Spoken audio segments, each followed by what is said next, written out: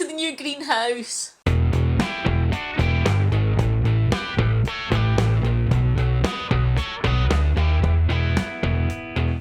I promised you guys when I got all excited about getting my new greenhouse that I'd give you a video once she was a bit more set up. And I was thinking about it and I thought that's an excellent opportunity to talk about setting up your greenhouse. Because a lot of folk out there may be thinking about getting a greenhouse, may not have one yet, and may be thinking, you know, what size do I need, how do I use it? So, first things first, let me introduce you to Olive, my gorgeous new greenhouse, and I love her so much. But as you can see, she's pretty much the same size as the old one. It's, oh, excuse the mug and the ring, but it is so cold today, we're in the minus figures. Oh, and even though she's a lovely greenhouse, she's not heated. But anyways, as I was saying, she is an 8x6 foot greenhouse, and I figure that's probably standard. I think most folk probably have 8x6s in their little gardens, and you probably think you can't do much, but you can, and I thought that would be the awesome thing to show you, or at least talk to you about. So, one of the changes you'll notice, I'll show you the videos in case you haven't watched me being so excited and squealy about her being installed. Here's pictures of the old greenhouse. And what you'll see is I used railway sleepers to make her a big set of platform shoes because she was quite low and the tomato plants were hitting the roof and then coming back in on me. And sometimes coming in here it was a bit like fighting through a jungle. So I don't need to do that with this greenhouse because she's a decent height to start with. So that's the only change in size. What I have changed though is this. My lovely staging. One reason, because the other stuff was rubbish and cheap and nasty, because the other greenhouse was just cheap and was to see if I'd like it. But because of that, you know, it was wire and mesh, and the amount of times I'd get myself caught on it, and I've actually got scars from getting caught on the wire. It's my greenhouse scars. Whoa! So yeah, so lovely new stuff. And it's fabulous. But it lets me talk about this, right? The way I've got Olive set up now, you may recognise it because it's pretty similar to what I do.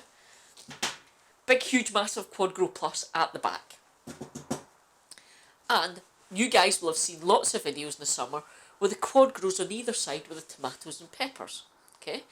This, the way I have it set up now, is springtime. This is how it's set up when I'm potting on, getting seedlings going, got them in the propagators, I want them to get lots of light, and I want things at a decent height for me to deal with.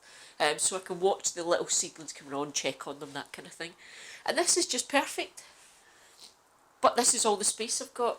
So if this is how it was all the time, I would really struggle to get like my tomato plants and stuff going because I can't put them up here because that's not enough space. If you're only growing like flowers and smaller plants and stuff, this is awesome and you could have this all the time. So this is my sort of spring setup. And I'm going to use this as a propagator as well if I can, so watch out for that. Now, the cool thing about this staging, you can't see it, but this actually folds away and goes flat. So in summer, I'm going to fold this down and do my usual and store all this stuff, but it means that these areas will then be used for the quad grows with the tomatoes and stuff as normal. So, it's only an 8x6 greenhouse, but a little bit of thought means that you can see, right, I can do this and I can do that and I can change things. So I know that this is my sunniest spot because the sun rises there and it goes that way during the day. So this gets more sun than the rest of the greenhouse. This bit here gets a bit more, not so much at the back. So obviously I have my tomatoes here, okay, and I do herbs and stuff at this side. So knowing that means that I know I can do this kind of setup. But I just wanted to really quickly do the whole, look, it's only 8x6, but actually you can do loads with it. So, what I'll do now, because you made the effort to come and click on this, and for a change, I haven't waffled for 20 minutes. So, just to make up for that, I'll do you some B-roll now, and I'll properly introduce you to Olive, and I'll take you around and show you all the awesome features. Like the fact that we've had major storms already, and she never fell apart. Yay!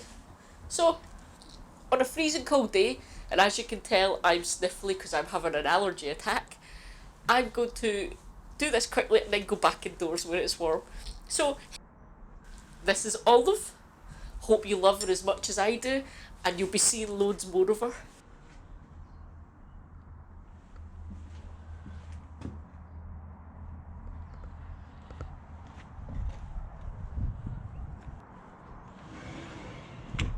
See ya!